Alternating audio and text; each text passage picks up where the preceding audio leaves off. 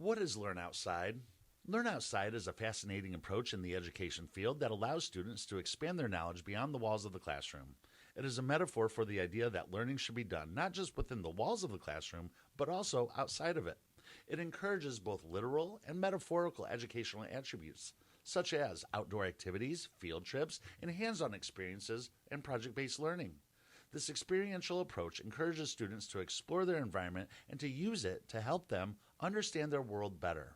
This approach helps student agency and the gaining of a deeper understanding that they can apply in a relevant real-world situation.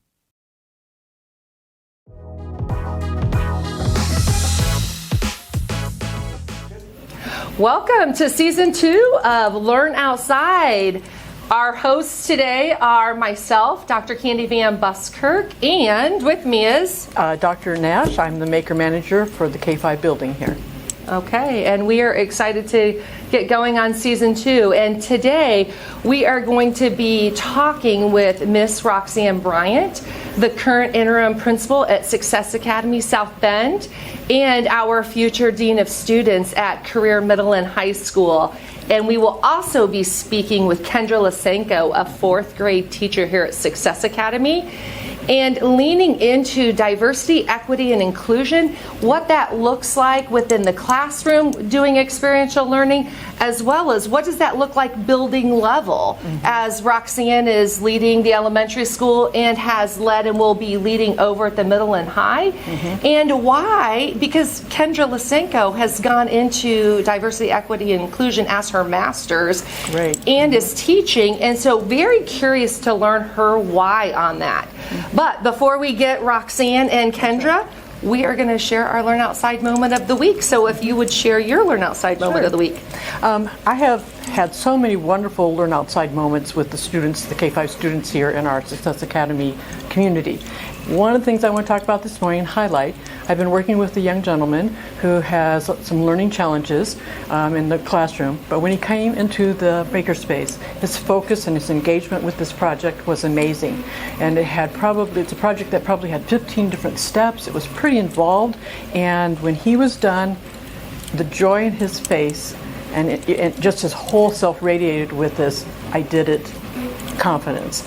And what we worked on was this model right here. It's a mousetrap car. And what you do is you pull this up and you wind it around these wheels back here, and then you release it when you set it down, and it's powered by the string and the tension, and it just sails right across. It's amazing. He does it constantly now. So we're on to another vehicle when he comes back to work with me. But just to see again, he was so involved, and this is pretty involved. We had to cut dowel rods and attach these zip ties and all kinds of things. So I was pretty proud of his work. And again, just to see that transformation of, I don't know if I can do this, that hesitancy, and then the joy when he has accomplished it. I'm humbled and honored to watch these kids grow in that way.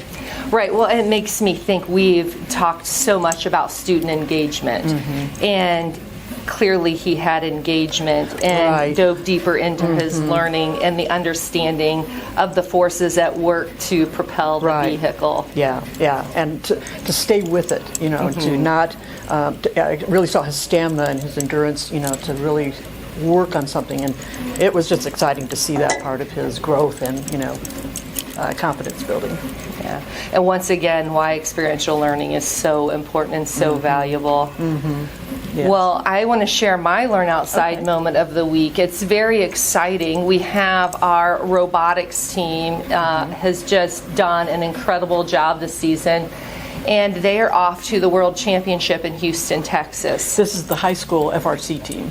Correct, yeah, thanks for clarifying. Yes, and they have, as an entire team, worked effortlessly and just tenaciously at the work on their robot and the systems that are all at play within that experience, and the pride that is instilled within our students and the discipline and the motivation. It has just been remarkable to watch them and to watch them compete and to see them work together as a team, from the driver to all the different pieces that are at play within that system. And I just really need to shout out Dave Ebersol, our robotics coach, and the work that he has done with the team.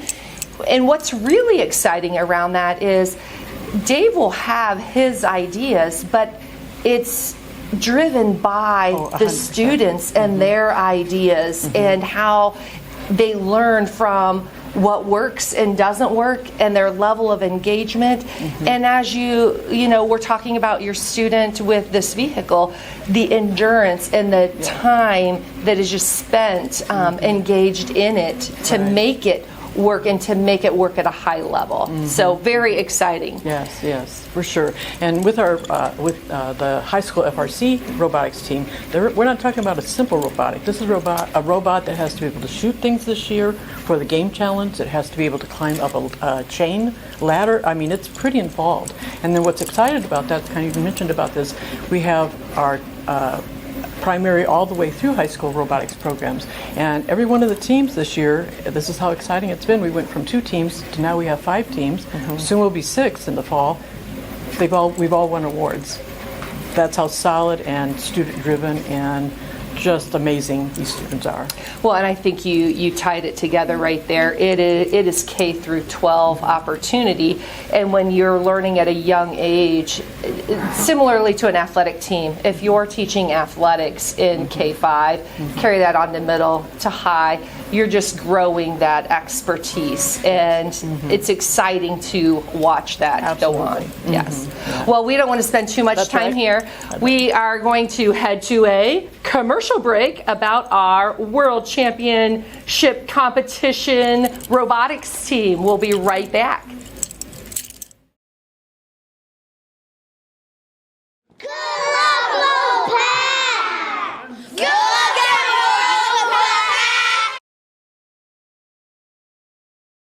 Welcome back to Learn Outside. We have with us joining is our superhero guest, Miss Roxanne Bryant, who is our interim principal here at Success Academy South Bend. Hello. Hello, welcome. We're so excited to have you with us. Glad to be here. Thank you. And then also, we have Kendra Lysenko, a 4th grade teacher here in Roxanne's building, who leads diversity, equity, inclusion within her classroom, and Roxanne leads it within the district in the building.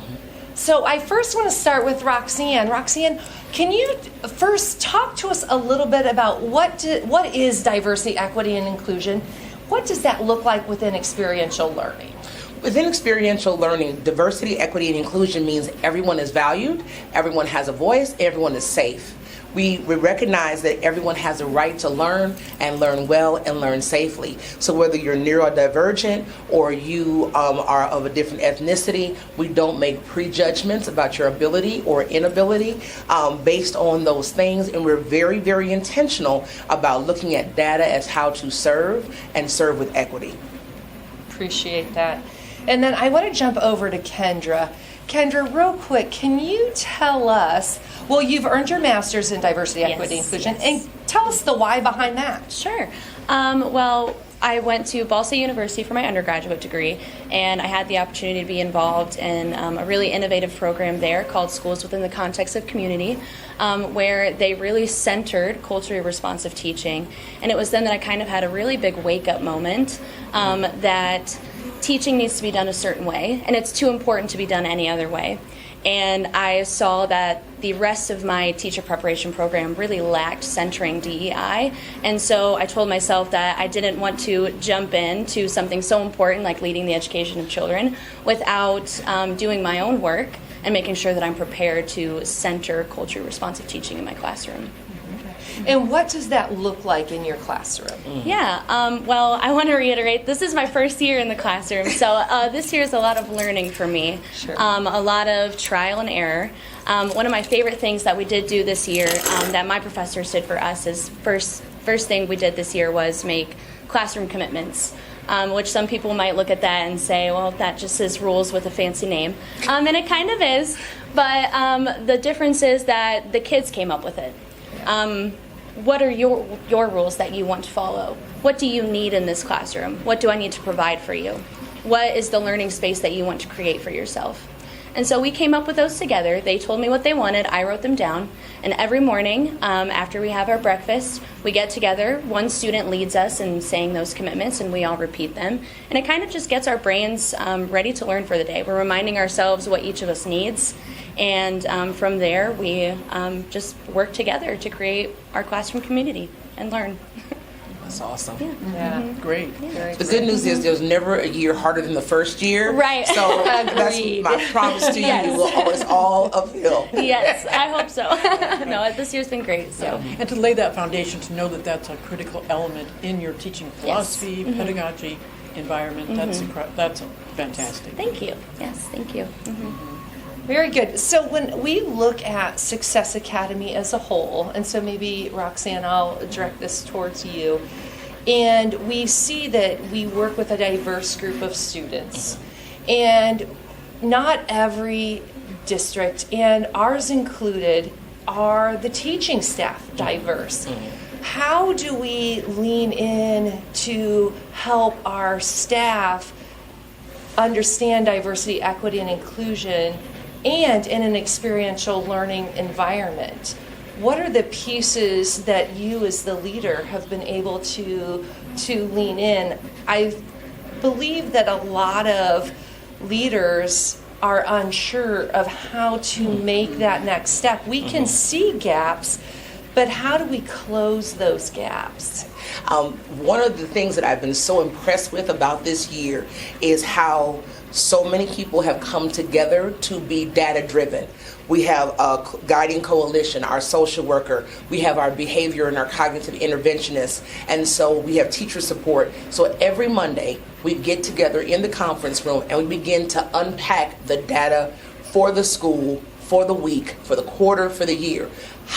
The number of write-ups, the number of suspensions, who's been needing support, who needs more breaks, and looking at it based on gender, based on ethnic background, to make sure that we don't have huge gaping disparities.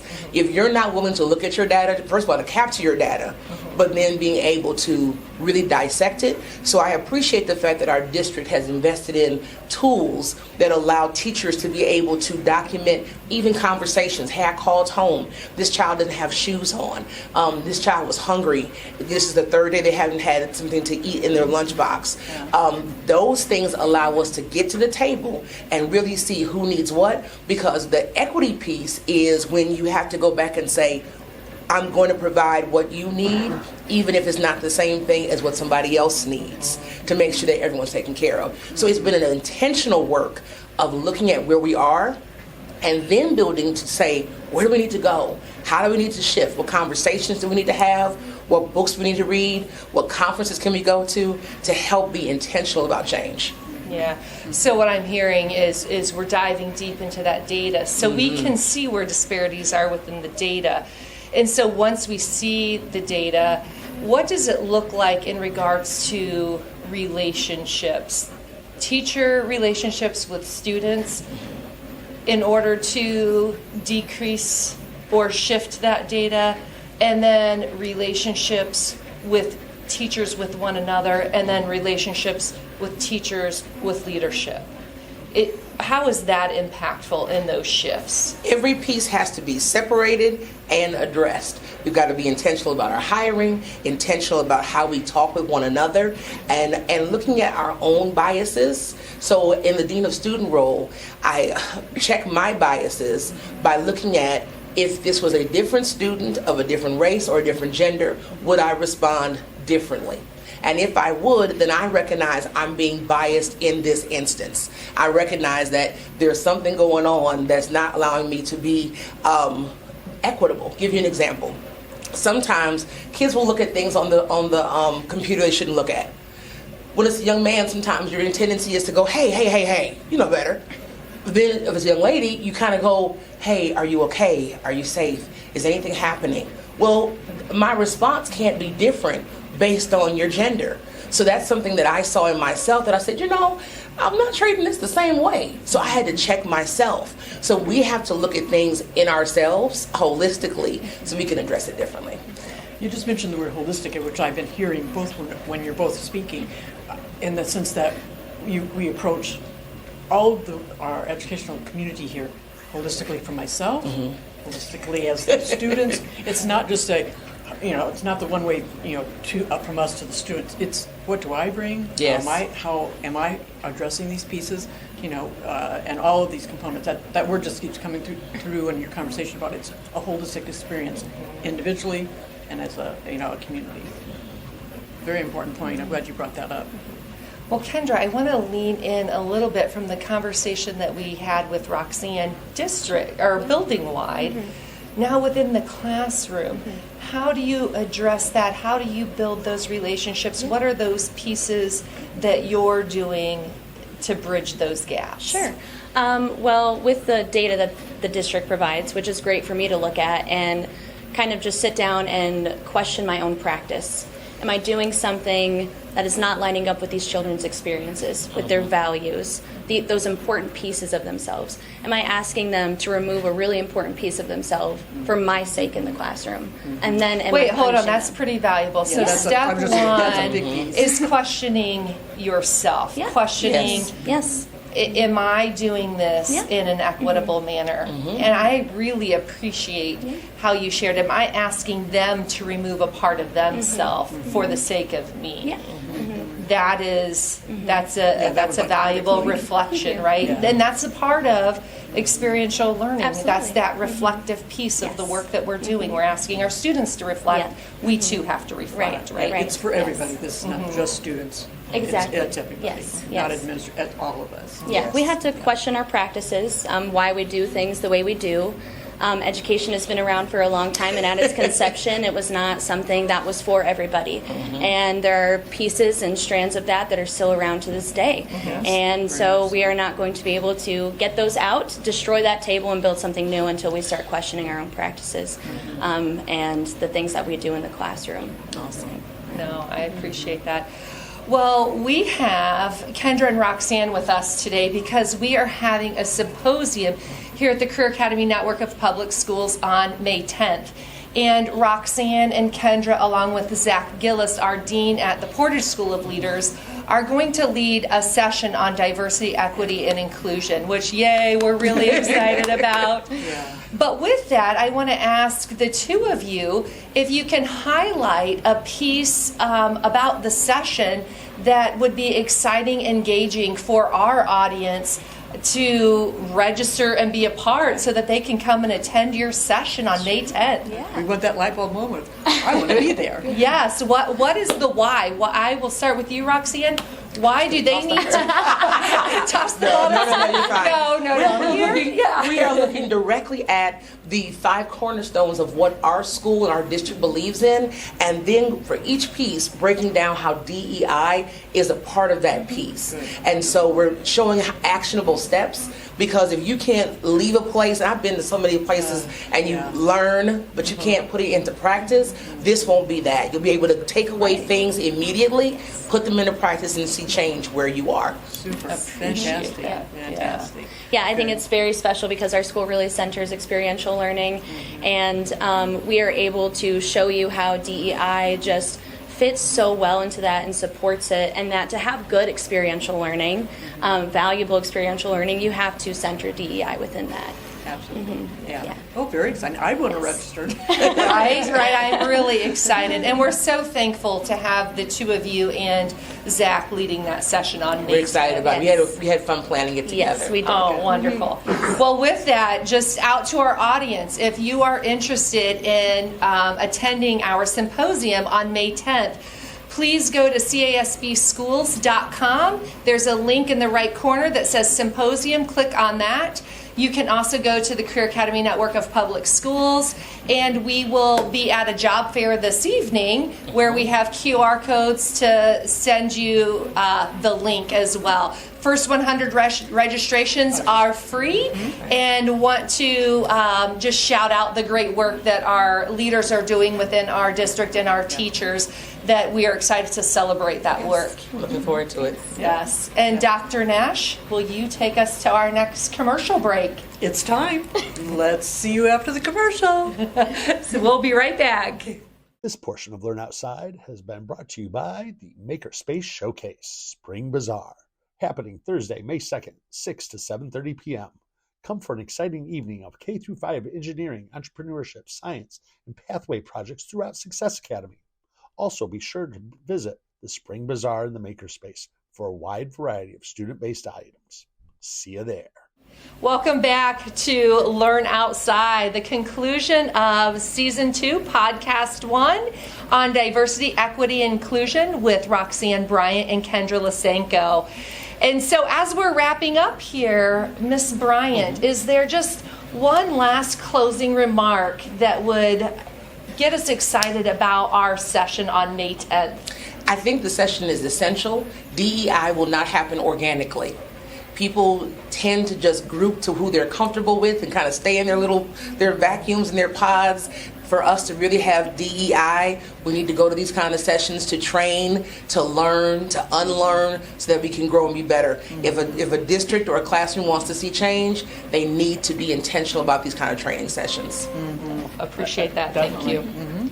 All right, Kendra, last closing remark. I just want to encourage everyone to sign up for the symposium and come do some hard work and heart work with our team.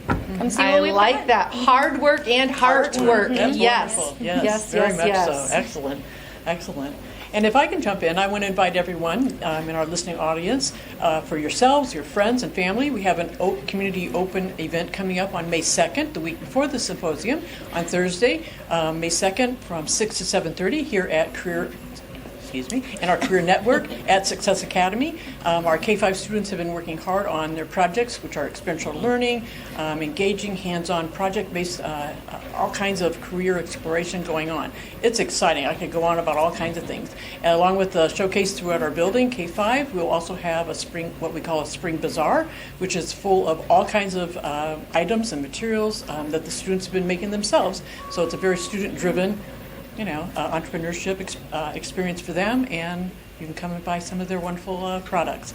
But be sure you mark your calendars, May 2nd for the Spring Showcase and Bazaar here at Success Academy, as well as May 10th, Friday, for the District Symposium. And we hope to see you. Very good, thank you. And just want to wrap up, we are growing as a district. It's very exciting. And with that, we need to hire more teachers and educators that are innovative, that have a desire and a passion to lead within and beyond the walls of the classroom. Absolutely. If you are interested in that, please check us out on casbschools.com, as well as we have a job fair this evening.